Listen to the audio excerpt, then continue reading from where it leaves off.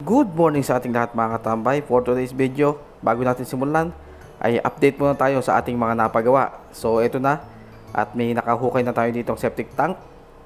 Hindi pa yari yan at pagpapatuloy nila ngayong araw yan. Lahat ng mga lupa ay tinatambak nila doon sa ating pinagagawa.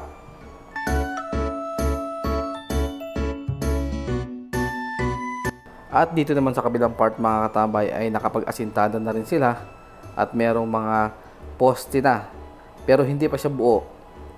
Kalahati pa lang ang mga nabuhusan. Ganun din ang ating mga asintada sa ating mga hollow blocks at malapit na rin siyang mayari.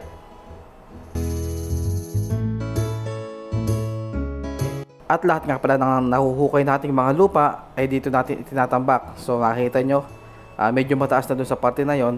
At mamaya ikakalat din nila yan para magpantay-pantay ang lupa o ating magiging sahig. So dito mga katambay ay nagdadagdag na sila ng anilyo or stirapatan ang tawag dyan pag sa English.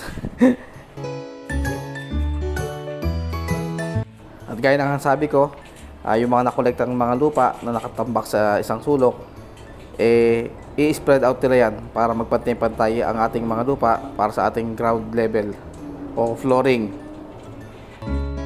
So meron na nga rin pala tayong mga nakabaklas na mga poste na nabuhusan katulad nito. At nililipat naman natin yung ibang forma doon naman sa kabilang poste na dapat buhusan. Ginagawa natin ito dahil nga gaya ng sabi ko, hindi naman ganong kalaki ang ating budget at kailangan natin magtipid sa mga materyales. Magtitipid tayo ng materyales mga tambay, pero hindi natin naman dapat i-compromise yung quality ng ating patrabaho.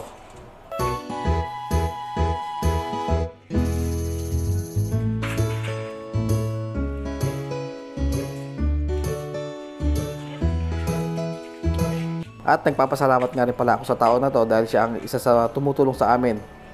Actually mga katambay ay hindi naman namin cash lahat talaga binibili ang materyales. Bali kaibigan nyo yung may-ari ng hardware, so ginarantor kami para mapautang kami ng mga materyales doon. At ang naging usapan namin ng may-ari ng hardware ay magbabayad kami monthly basis. Parang huhulog-hulugan namin hanggang sa mayari kung magkano magiging presyo lahat ng aming makukuha sa kanya. Kaya sa ganung paraan hindi kami ganong mahihirapan sa pagpapagawa ng bahay dahil hindi namin minsan lalabas ang pera. Nung unang ino-offer sa amin yung ganon ay hindi rin ako agad pumayag dahil nga ang totoo dyan takot din ako sa utang. Pero dahil nga marami na rin dapat i-repair dito sa bahay ay nagdesisyon na rin kami mag-asawa na tanggapin na ang offer na yon. So ito nga at nagpapasimula na tayo ng ating bahay. So ito nga mga katambay ay talagang tuloy-tuloy nito at nag-aasinta naman sila ng hollow blocks para ma-meet na nila yung pinaka taas na magiging ceiling natin. So alam ko sa kabilang side na yun okay na dahil kung makikita nyo yung mga anilyo o yung stirrups doon dikit-dikit na. Doon na ang magiging biga para sa ating slab. At dahil may nag-offer nga sa amin itong hardware, dito na rin kami nagdesisyon ni Mrs. na baguhin ang aming plano para sa aming bahay, na kung saan ay miminsan din na namin ang pagpapagawa hanggang sa mabuo ang aming first floor. So ito nga, nag-decide na kami na pababagbag na rin ang aming kwarto. Kung mapapansin nyo, tinatanggal na lang ang yero. Bali, bubuin na natin gagawin ang pinaka first floor ng ating bahay mga katambay. Napakasarap lang sa pakiramdam mga katambay na mayroong mga ganitong tao na naniniwala sa atin dahil wala naman din akong masamang record sa barangay namin. Napakasarap lang mga katambay at pinagkatiwalaan tayo na pautangan tayo ng mga materyales para sa ating gagawin bahay. So ang magiging gastos natin dito mga katambay ay yung mga sa labor. At syempre, nagpapasalamat din tayo sa ating Panginoon na lumikha ng lahat dahil hindi niya tayo pinababayaan.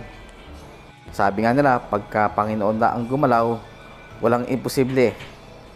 At syempre, nagpapasalamat din ako sa aking misis na siyang nagmo-monitor ng pagpapagawa ng bahay. lalo na't wala ako doon para samahan siya. Kaya nagpapasalamat din ako sa mga ibang tao doon malapit sa amin o mga kamag-anak namin katulad nila Kuya Rodel na siyang tumulong sa amin sa hardware na sa pagtulong sa misis ko para magabayan yung pagpapagawa ng bahay.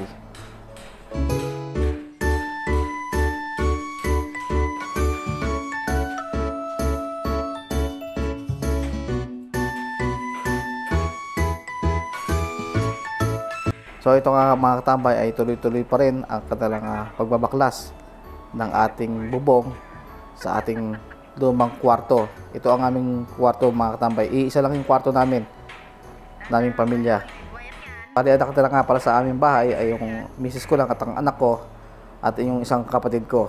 So pagka wala ako, sama-sama sila sa kwarto.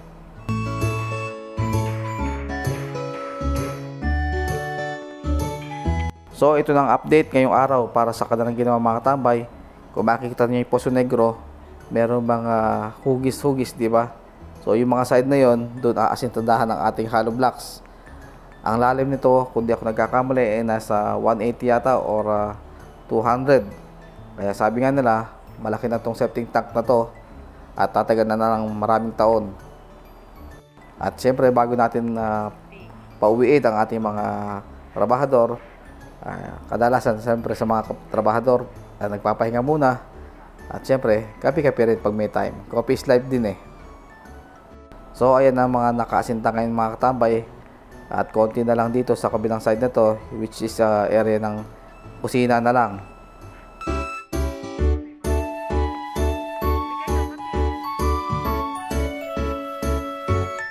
Naikalat na rin nga pala nila ang lupa rito na galing sa ating hinukay na septic tank at bukas ay pagpapatuloy pa nila yan. So dito naman mga tambay ay nagbuhos naman sila ng ating poste at nagbaklas naman sila ng forma dito sa mga ibang poste na nabuhusan na mga tambay. Kung mapapansin nyo mga tambay, yung area na yun ay may puwang ang hollow blocks, doon tayo maglalagay ng ating bintana. So dito nakapagbuhos na rin ng kalahati ng poste. Dito naman kaya merong butas dito sa may taas. Ayan naman ang gagawin nating bintana para sa ating CR area to. Mga katambay itong pinagtatayuan ng ating nagbibideo. So yan lahat ang nagawa nila ngayong araw mga katambay. At dito ay kulang na lang ng konti para sa ating tambak doon sa may area ng kusina. Sabi ko nga kung meron kayong mga katanungan regarding dito sa pagpapagawa ng bahay, feel free to comment po sa ating comment section at sasagutin ko kayo base po sa experience namin sa pagpapagawa ng bahay. Dahil hindi naman po kami eksperto para dito. So kung bago pa lang po kayong nanonood sa ating mga video, baka pwede pong makisuyo na subscribe po ang ating YouTube channel at pakihit po ang notification bell para lagi po kayo updated sa ating mga video. At kung hindi naman po labis, pakishare na rin po ang ating video. Maraming salamat. So hanggang dito na lang ang ating video for today mga katambay. See you on our next vlog. Kalas!